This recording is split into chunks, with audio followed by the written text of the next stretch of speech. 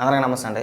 అప్పుడప్పుడు మా రోజా మహిళల గురించి, మహిళలు ఎలా మాట్లాడాలి, ఎంత పద్ధతిగా మాట్లాడాలి, ఎదుటి వ్యక్తిని ఎలా గౌరవించి మాట్లాడాలి, పద్ధతుల గురించి, సాంప్రదాయాల గురించి భలే మాట్లాడుతూ ఉంటుంది. నిన్న కూడా రోజా మాట్లాడుతూ వంగలపూడి అనిత గారిని ఉద్దేశించి ఆవిడ చేసిన కొన్ని వ్యాఖ్యలు పద్ధతుల గురించి, అంటే మంత్రి హోదాలో ఉన్న ఒక మహిళ ఎలా ఉండాలి అనేది రోజా చెప్తుందన్నమాట. ఒకసారి వినిపిస్తా చూడండి. ఈరోజు మనకి గౌరవం లేదు, ముఖ్యంగా రక్షణ లేదు. ఈరోజు ఒక హోంమంత్రి మహిళ అయ్యుండి కూడా మహిళలకి రక్షణ కల్పించలేని దౌర్భాగ్య స్థితిలో మనం ఉన్నాం. ఆమె హోంమంత్రి పదవి తప్ప అన్నీ చేస్తుంది, ఆటలాడుతుంది, పాటలు పాడుతుంది, డాన్స్ వేస్తుంది, అని కూతలు పెడుతుంది. అమ్మ నీకు ఇచ్చిన పదవి నువ్వే చెప్పాలి. అని చెప్పేసి కూతలు పెట్టడం గురించి, డ్యాన్స్ వేయడం గురించి, ఆటలాడడం గురించి, ఆడుదా ఆంధ్ర అని చెప్పేసి అని ఒక కార్యక్రమం చేపట్టావు, గుర్తుందా? నువ్వు మంత్రిగా తగలన్నప్పుడు ఏం చేసావు? పిల్లలతో కబడ్డీ ఆడు, తప్పేం లేదు. కబడ్డీ ఆడడం గట్ట తప్పేం లేదు. క్రికెట్ ఆడు, కబడ్డీ ఆడు, వాలీబాల్ అని చెప్పేసి వాలీబాల్ ఆడు, అన్ని ఆటలు ఆడుతూ నేను ఇక్కడ నువ్వు కబడ్డీ ఆడడం తప్పనట్లా, కబడ్డీ ఆడుతూ నువ్వు పెట్టిన కోత ఏదైతే ఉందో, చెట్టు మీద కొంగ, చంద్రబాబు దొంగ, లేఖి వ్యాఖ్యలు పిల్లల ముందు, సాధారణంగా మనం పిల్లల ముందు లేదంటే పిల్లలకు కానీ రాజకీయ నాయకులను వెక్కిరిస్తూ వాళ్ళని కించపరుస్తూ మనం అవహేళన చేస్తూ మాట్లాడకూడదు వాళ్ళ ముందు.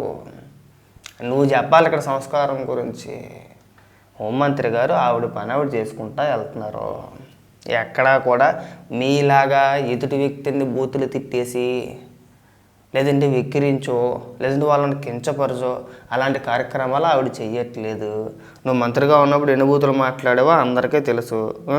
ఒకసారి నీ లేకి బుద్ధి, నువ్వేళ ఇంత పెద్ద పెద్ద ఉపన్యాసాలు ఎత్తున్నావు కదా, గతంలో నువ్వు చేసిన రచ్చ కూడా ఉంటుంది కదా, చూపించాలి కదా. అది కూడా పార్టీలకి వెళ్ళావు, పబ్బులకి వెళ్ళావు, డ్యాన్సులు వేసావు, తలకాయలు అడ్డడ్డంగా ఊపేవు, ఎక్కువైపోయాయి మనకి. అవన్నీ మేము ప్రస్తావిస్తే చాలా చండాలంగా ఉంటుంది రోజా. ఒక్క నిమిషం, ఇదిగో ఇవన్నీ నువ్వు ఆడే ఆటలు.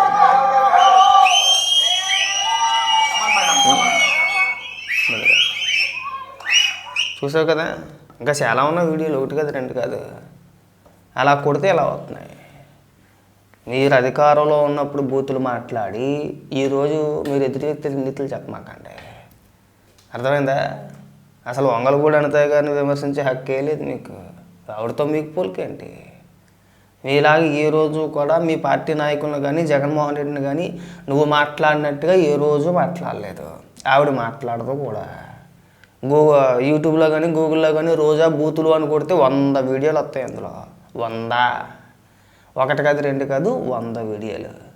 మీ హయాంలో జగన్మోహన్ రెడ్డి ముఖ్యమంత్రిగా ఉన్నప్పుడు మహిళలపైన అఘాయిత్యాలు జరిగితే ప్రెస్ మీట్ పెట్టి 1-2 రేపులకే రద్దాంతం చేస్తారా అని మాట్లాడిన వ్యక్తి నువ్వు. ఈరోజు ఆ పరిస్థితి లేదు. ఎవడైనా ఏదైనా తప్పు చేస్తే ప్రభుత్వం కఠినంగా శిక్షిస్తుందనే భయంతోనో ఇంకో దాంతోనో వాడంతటి వాడే ఆత్మహత్య చేసుకొని చచ్చిపోతున్నారు. మనం కళ్ళారా చూసాం. 1-2 సంఘటనలు జరిగినాయి మొన్న రీసెంట్గా. నీ హయాంలో ఏం జరిగినాయి అలాంటివి? ఎవరైనా పట్టుకున్నారా? ఎవరైనా శిక్షించారా? దిశ అన్నారు, దిశ యాప్ అన్నారు, మహిళా పోలీస్ స్టేషన్లు అన్నారు. 21 రోజుల్లో శిక్షించేస్తాం, ప్రత్యేక చట్టం తీసుకొచ్చామని చెప్పేసి సొల్లు కొట్టారు. మా జగన్ అంత కాదు ఇంత కాదంతా తోపు తురుము కానన్నారు. ఏమైంది? కేంద్రం వెనక్కి పంపేసింది కదా. ఎలా చెప్పావు కానీ ఇలాంటి పొగడి మాటలు అక్కడ చెప్పుకో బాగుంటాయి కానీ ఇక్కడ మా దగ్గర మాట్లాడకని చెప్పేసి అని. సో రాజకీయాల్లో హుందాగా ఉండాలండి. పైగా అందులోనూ నువ్వు మాట్లాడకూడదు, హుందాతనం గురించి మీరు మాట్లాడకూడదు. నోరు తెరిస్తే అన్ని పచ్చాబద్దాలు. ఏ ఒక్క రాజకీయ నాయకుడు, అంటే వైఎస్ఆర్సీపీ పార్టీకి సంబంధించిన ఏ ఒక్క రాజకీయ నాయకుడు కూడా నిజం మాట్లాడే పరిస్థితి లేదు. ఉదాహరణకి నిన్న బొమ్మన కరుణాకర్ రెడ్డి ఒక ప్రెస్ మీట్ పెట్టాడు. ఎక్కడో కడపలో అనుకుంటా. తిరుమలకి వెళ్ళి ఒక నెయ్యి ట్యాంకరు పల్టీ కొట్టింది, తిరగబడిపోయింది, ప్రమాదం జరిగింది. ప్రమాదం జరిగితే ఒక ప్రెస్ మీట్ పెట్టేసి ఆ ప్రెస్ మీట్లో దేవుడు కన్నెర్ర చేశాడు, మీ పాపాలు బయటపడ్డాయి, దేవుడు కోపం వచ్చేసింది అన్నాడు. ఎక్కడో జరిగిన రోడ్డు ప్రమాదానికి దేవుడికి లింక్ ఎట్టేసి దేవుడు కన్నెర్ర చేసాడు అని మాట్లాడతాడు. ఓకే ఫైన్, బాగానే ఉంది. రీసెంట్గా ఒక ఇంటర్వ్యూ ఇచ్చాడు, అదే మా రావణ్ గడికి. ఆ ఇంటర్వ్యూలో మరి 2 కొండల జీవో ఇచ్చింది ఒప్పేసుకున్నాడు. వైఎస్ఆర్ ప్రభుత్వమే శ్యాములు అనే ఒక అధికారి ఇచ్చాడని చెప్పేసి ఒప్పేసుకున్నాడు. ఆ తర్వాత రాజశేఖర రెడ్డి గారు 2009లోని హెలికాప్టర్ ప్రమాదంలో చనిపోయాడు. దేవుడు కోపం వచ్చి చనిపోయాడా? దేవుడు కన్నెర్ర చేశాడా? ఎన్డీడీబీ రిపోర్ట్ బయటకు వచ్చింది, మీ పాపాలన్నీ బయట పడిపోయి.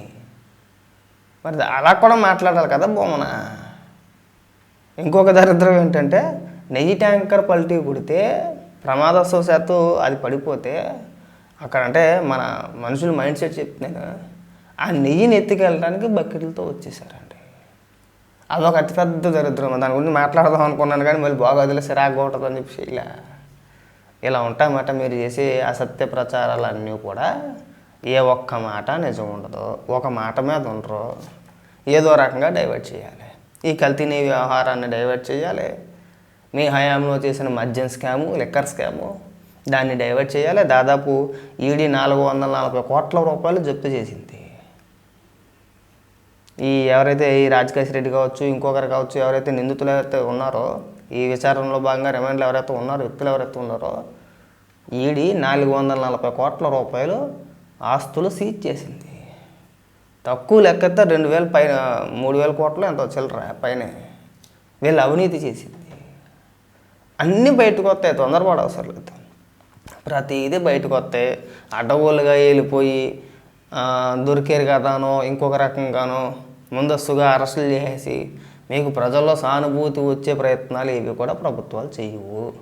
పక్కా ఆధారాలతోటి ఈడీ ఏం చెప్తుంది, సిట్ ఏం చెప్తుంది, అసలు ఆ లిక్కర్ స్కామ్లో మీరు చేసింది ఎంత, తినేసింది ఎంత, అన్నీ బయటకు వస్తాయి. ఒక్క స్కామ్ కాదు కదా, ఒకటి కాదు. అధికారంలోకి ఎక్కిన డే 1 నుంచి 2019లో జగన్మోహన్ రెడ్డి ఏ రోజైతే ముఖ్యమంత్రిగా ప్రమాణ స్వీకారం చేసాడో ఆ రోజు నుంచి దిగిపోయేంత వరకు ప్రతి దాంట్లోని అవినీతే. అవినీతి లేనిదంటూ ఏదీ లేదు. మన జగన్మోహన్ రెడ్డికి ఓటాలు రాందే ఏ పని చేయడు, అందరికీ తెలిసిందే. ఏంటంటే అంటే నేను సంక్షేమ పథకాలు ఇచ్చేస్తున్నాను, ఉపాధి అవసరం లేదు, ఉద్యోగాలు అవసరం లేదు, పరిశ్రమలు అవసరం లేదు అని చెప్పేసి డబ్బు కొడతా ఉన్నారు. ఓడిపోయిన తర్వాత ఇవాళ ఏదైనా పరిశ్రమ వస్తే దానిపైన మనం తిరిగి ట్రోల్ చేయడం వల్ల మేము అందుకే చెప్తూ ఉంటుంది, మీరు ఏది నిజం చెప్పరా. గతంలో కూడా మేము చూసాం ఇలా మీ ఆరోపణలు ఏమేం చేశారు, దేవుని అడ్డం పెట్టుకుని ఎవరెవరు రాజకీయాలు చేశారనేది. అక్కడ దాకా ఎందుకు ఇప్పుడు భూమా కరుణాకర్ రెడ్డి ఇంత గగ్గోలు ఎందుకు పెడుతున్నారు చెప్పిన, విక్టింగ్ కార్డు ఎందుకు ప్లే చేస్తున్నారు చెప్పిన, ఆ పరకమని చోరీ కేసు ఏదైతే ఉందో దాంట్లో సిట్టు విచారణ వేగంగా కదులుతుంది ముందుకి. సో అది బయటకు వచ్చిందంటే మనోడు దొంగ దొరికేస్తాడు, ఖచ్చితంగా దొంగ దొరుకుతాడు, ఖచ్చితంగా అరెస్ట్ చేస్తారు మనోని. వాళ్ళ రేపు భూమన కరుణాకర్ అంటే వాళ్ళ రేపు అంటే వాళ్ళ రేపు కాదు, త్వరలో పరకామణి కేసులో భూమన కరుణాకర్ రెడ్డి పాత్ర కూడా ఉంది. ఎంత రాయించుకున్నారో, వీళ్ళు ఎంత తీసుకున్నారో, వీళ్ళు ఎంత తినేసారో అన్నీ బయటకు వస్తాయి. ఆటల్లో అరెస్ట్ అవ్వచ్చేమో అన్న భయంతో ఇక్కడికి వచ్చి విక్టింగ్ కార్డు ప్లే చేస్తున్నాడు. ఒకవేళ రేపు ఒక రోజున అరెస్ట్ చేశారనుకో, ఈ కల్తీని వ్యవహారంలో ప్రభుత్వాన్ని నేను విపరీతంగా ప్రశ్నించేస్తున్నాను కాబట్టి నన్ను అరెస్ట్ చేసారని చెప్పేసి అని ఒక కార్డు ప్లే చేస్తాడు. వీళ్ళ తెలివితేటలు చూడండి. సో దొంగలు అంతా దొరుకుతారు, తొందరపడమాకండి. భూమన కరుణాకర్ రెడ్డి ఏమి శుద్ధపొచ్చ కాదు, జగన్మోహన్ రెడ్డి ఏమి శుద్ధపొచ్చ కాదు. వేగమా రోజా మాట్లాడుతూ వీఆర్ నాయుడు గారిని ఉద్దేశించి ఆడియోలు వీడియోలు అంత దారుణంగా చేస్తారా అని మాట్లాడుతుంది. ఇప్పిచిన వ్యక్తుల్ని నీతో పాటు ఆ గోరంట్ల మాతోని నీతో పాటు అధికార ప్రతినిధిగా ప్రకటించాడు జగన్మోహన్ రెడ్డి ఒకే రోజు. అర్థమైందా? ఖండించలేదా అన్న, అలాంటి వాడికి అధికార ప్రతినిధి ఏంటన్నా ఇప్పు చూపిస్తాడు మాట్లాడుతుంది అని చెప్పేసి అడగలేదే. మీ పార్టీలో ఉండే వాళ్ళందరూ బూతుగాళ్ళు, రోతగాళ్ళు, నీతో సహా నువ్వు బూతులో మాట్లాడతావు కాబట్టి మీరు వచ్చి ఇక్కడ ఎదుటోళ్ళకి ఉపన్యాసాలు ఇవ్వడం, పాఠాలు చెప్పడం. దయచేసి రోజా గారు ఇలాంటి కార్యక్రమాలు మానేస్తే బాగుంటుందండి.